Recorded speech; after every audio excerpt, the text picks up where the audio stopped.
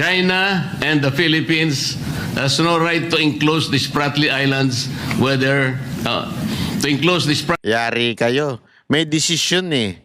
May decision po eh. Tingnan nyo. Ito binabasa na ni Marcoleta. Ayaw pa rin makinig ni Pangilinan. Pero bago po mangyari ang mga ganyang klaseng usapan, ulitin lang po natin mga kababayan. Baka naman pwede mag-subscribe na po kayo kasi sa mga nanonood, 52% hindi nakasubscribe. Pero alam nyo nakita ko yung statistics medyo umaangat na po ito. Marami na po ang nanonood na nakasubscribe. Pero kung maaari pa, yung iba pa, yung remaining na nanonood, baka naman pwede hong tayo mag-subscribe. Okay. Ito na nga, pag-usapan na po natin. Narito ang Balitang Pinoy TV.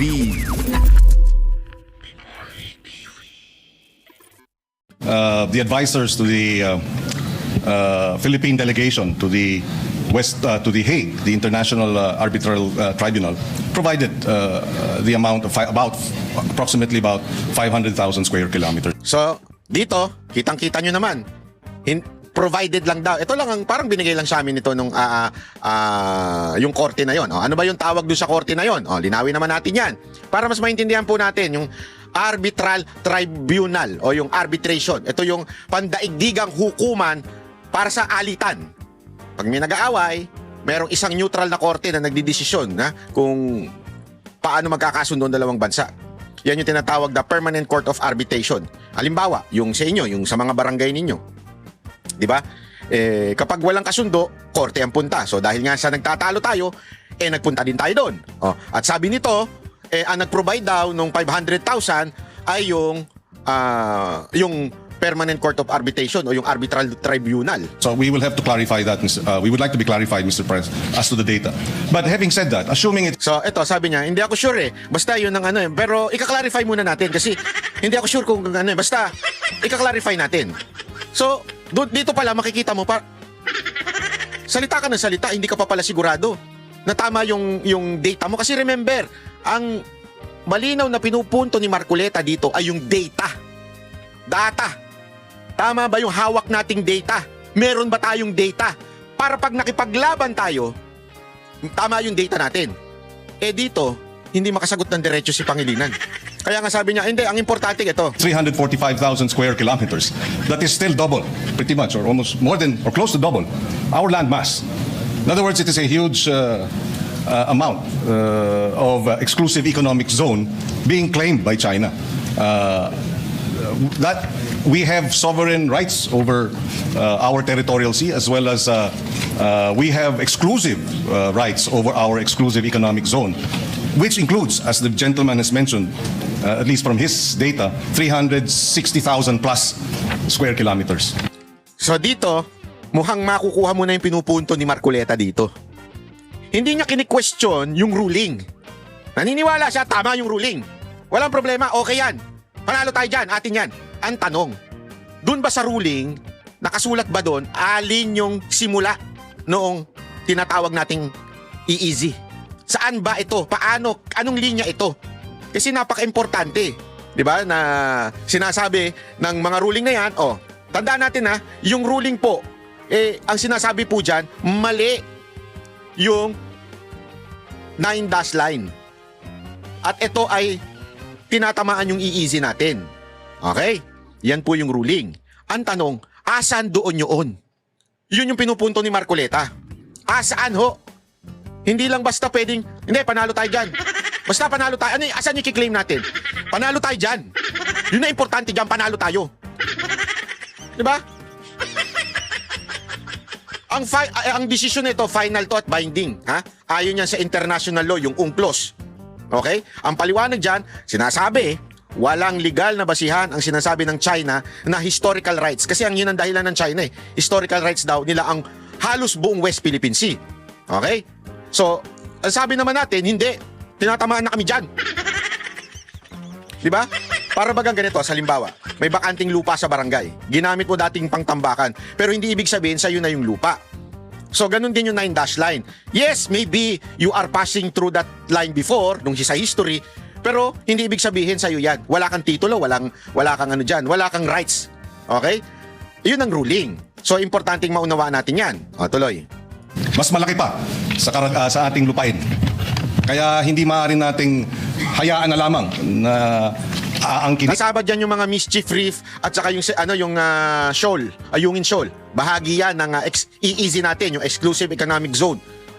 So sinasabi natin walang karapatan ang China magtayo doon ng kahit anong infrastructure na But again, hindi yun ang punto ni Marcoleta. Okay? Unawain natin yung punto ni Marcoleta dito. At ng ibang bansa, lalo na ang China. Mr. President, I'm making this clarification because I would like to believe that the resolution is particularly related to our claim in the South China Sea, part of which is now being called the West. Naririnig nyo sa background yung boses ni Pangilinan? Can you check? Alam mong walang alam eh. Alam mo yun? Alam mong walang alam yung mama. Philippine Sea. According to the National Security Council, our exclusive economic zone in relation to that is only 381,000 square kilometers. And that is the principal interest in relation to the sponsorship speech in connection with the resolution under consideration, Mr. President. I would like to correct that because the 500,000 does not exist, Mr. President, because as I will discuss later, in Magaliano versus Ermita, this is a jurisprudence that was penned. Tandaan ninyo, ito mga binabasa po ni Marcoleta, batas po ito ha. Hindi po siya nag-iimbento, hindi po siya kumukontra. Ito po'y mga desisyon sa Pilipinas. Korte natin nagsasabi nito na si Pangilinan nagmumukhang tanga kasi hindi niya alam kung saan niya nakukuha yung mga data niya. Tingnan niyo kung paano nagiging mukhang tanga dito si Pangilinan ha. In relation to the conflicting maritime area in Republic Act 3046 and Republic Act 9522. Our Supreme Court had the opportunity, Mr. President, of adjudicating that our total exclusive economic zone, not only in the West Philippine Sea but in the other rest of the world, is only 382,669. This is already in the jurisprudence, Mr. President. Thank you for that, Mr. President. We are currently securing the information that was relayed to us by Justice Carpio, and therefore. Yun lang. Ngayon ka pala magre-research. Gusto mong magpasa ng resolusyon nang hindi mo alam kung saan galing at wala kang masasabi nating backup na kung saan ba nanggagaling yung mga sinasabi mo. Patay tayo dyan. Or assuming for the sake of argument that it is 345,000 square kilometers, it does not remove the fact that that is a huge amount of our economic zone that is being aggressively taken over by China.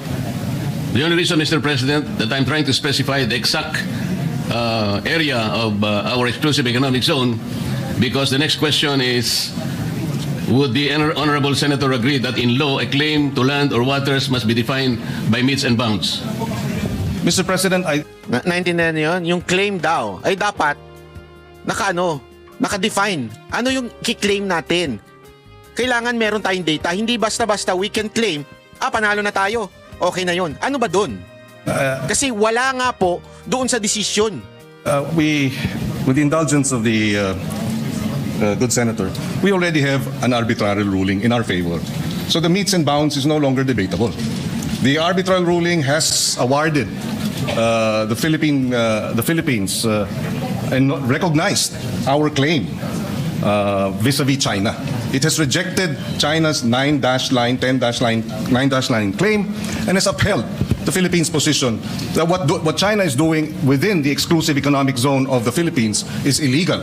And therefore, the debate as to whether there are metes and bounds is moot.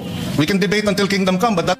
So sinasabi niya wala na daw saysay yung sukat o yung boundaries kung saan yun. Di ba? Ito sagot ni Marcoleta. will not change the arbitral ruling in our favor, Mr. President. That is not entirely correct, Mr. Yun, hindi tama yun. Bakit? President, and I beg to disagree. The reason why I'm asking the gentleman for the metes and bounds to our claim on our maritime rights is because until today, I would like to believe that there has not been any specific computation or coordinates of the West Philippine Sea. I'd like to ask if is the limit. Ito kasi sinasabi ni ni Marcoleta. Until now, wala naman tayong mapa na asan ba yung West Philippine Sea. Hindi, alam nyo kung bakit? Para ikaw magkaroon ng claim sa pangkaragatan, which is the international waters, it has to be acknowledged by different countries. At this moment, hindi, pag tumingin kayo ng mapa sa ibang bansa, tayo lang ang naglagay ng West Philippine Sea dyan. Sa ibang bansa, South China Sea pa rin ang tawag dyan. Nagigets nyo? Tayo lang ang meron na West Philippine Sea. Yan yung sinasabi na ni Marcoleta noon pa. Kaya nga dapat, i-define natin, asan ba yung West Philippine Sea? Mula saan ba yon? So that when we claim it, sasabihin natin mula dito hanggang dito, yan ang West Philippine Sea. Yan yung kanina niya pang pinagpipilitan na ito sinasabi namang isa ni Pangilinan, wala nang kwenta yan. Basta nag-decide na atin yan. Para kang ganito eh. Nagdesisyon ng korte. Eto sa inyo itong lugar na ito. Isang ay sinabi rin ng korte na kunwari itong si pangalanan natin. Halimbawa itong si Chinita. Diba? Kunwari la si Chinita. Kiniklaim niya yung amin yan. Yung nakikita mo amin yan. At sabi natin, "Hindi, amin 'yan." Sabi naman ni basta ano bang magandang pangalan, si Maria Palad. Sabi niya, "Hindi, atin 'yan." Tapos tumakbo sila sa korte. Ang sabi ng korte, sandali lang. "Hindi sa inyo 'yan." Sabi niya doon kay Chinita. Sabi niya, hindi sa inyo 'yan." Sa Pilipinas yung EEC, sa Pilipinas 'yon, ito yung sa Pilipinas, sinasabi niya. Pero wala siyang binigay na exact na sukat. Asan yung atin? Ang sinasabi naman ngayon ni Pangilinan, nang pumasok yung kaibigan, si Pangilinan ng pangalan, hindi na importante yung sukat. Basta kung ano yung matanaw ng mata mo, atin yan. Pumasok yung isang kaibigan na si Marcoleta. Hindi pa pwedeng ganun yun. Hindi porket may desisyon na yung korte, sasabihin na lang natin kung ano yung nakikita ng mata mo, atin yan. Kailangan magkaroon tayo ng eksaktong, alam mo yung nilalagay, yung ganun. Di ba? Hindi kasi pwedeng alam mo yung sa mga subdivision, di ba? Asan yung lugar mo? Lot 9, lot 10, block ganun, di ba? Kaya nga may ganun Alam mo yung parang semento, may nakasulat doon, lot 9, block 10. Meron yung marka, ito ang sa inyo. Hindi mo pwedeng, hindi, basta dyan sa kanto. Sa atin yan, sa kanto. Ano yung sakop ng kanto na yon? Lagyan natin ng ganun.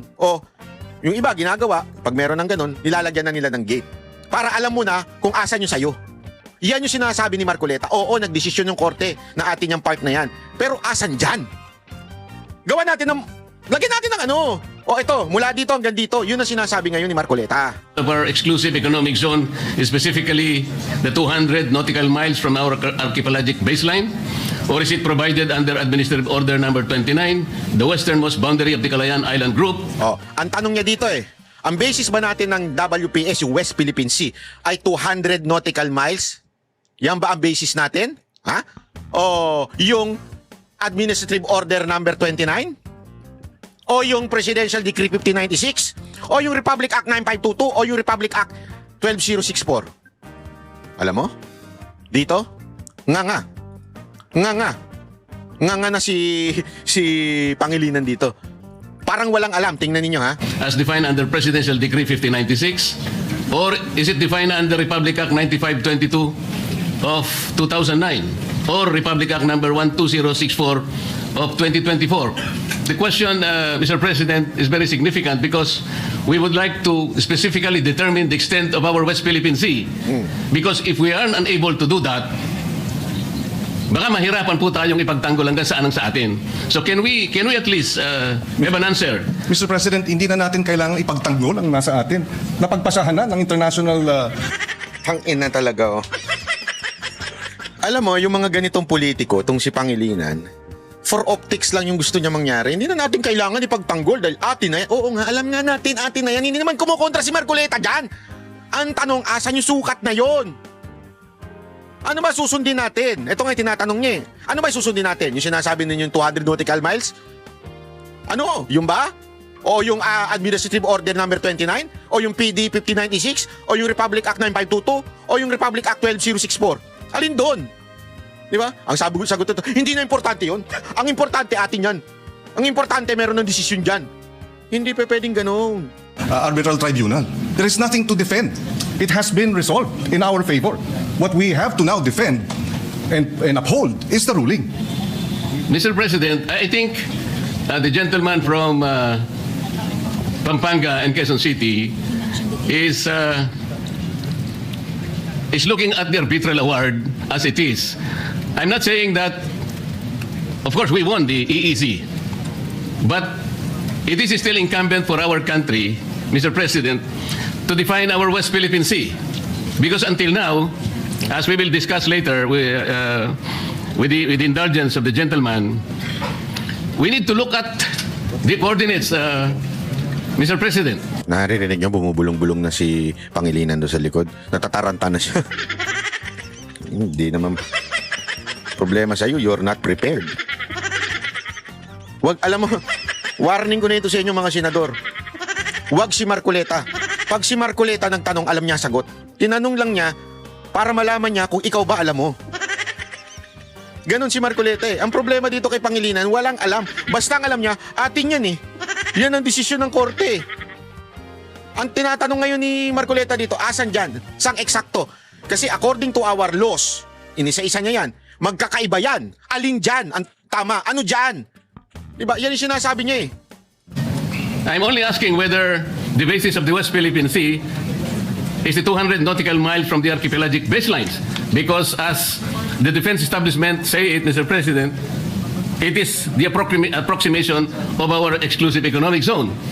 Our exclusive economic zone is 200 nautical miles from our archipelagic baseline. So, can we assume that, are we proceeding from there? Or are we defining the extent of our WPS from Executive or Administrative Order number 29, Presidential Decree 1596, Republic Act 9522, or Republic Act 12064? Kasi kailangan po natin ma-define muna, Mr. President.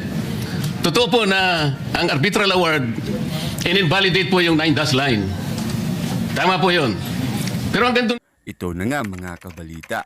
Ano na ang masasabi nyo patungkol sa balitang ito? Please comment down below mga kabalita. Pag-usapan natin yan sa comment section. At kung di ka pa nakasubscribe sa ating channel, baka naman